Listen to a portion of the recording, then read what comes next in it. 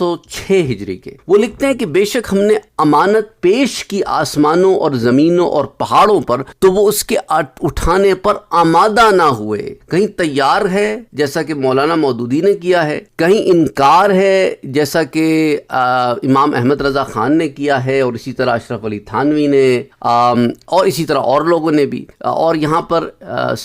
سید احمد سعید کاظمی صاحب لکھتے ہیں کہ اور اس سے ڈر گئے اور انسان نے اسے اٹھا لیا، اور بے شک وہ بڑی زیادتی کرنے والا اور نادان تھا۔ تو ان تمام ترجمے کرنے والوں نے فَأَبَيْنَ أَن يَحْمِلْنَهَا کا ترجمہ کیا کیا ہے؟ آسمانوں، زمینوں اور پہاڑوں نے اس امانت کو اٹھانے سے انکار کر دیا، اور حمل کا معنی اٹھانا کیا ہے۔ لیکن اس کا ایک ترجمہ جو ہے غلام رسول سعیدی صاحب نے بھی کیا، اور وہ بڑا زبردست ترجمہ ہے۔ انہوں نے کہا کہ انہوں نے اس امانت میں خیانت کرنے سے جو انکار کر دیا، تو ان مترجمین کے ترجمے پر یہ اشکال وارد ہوتا ہے کہ آسمانوں، زمینوں اور پہاڑوں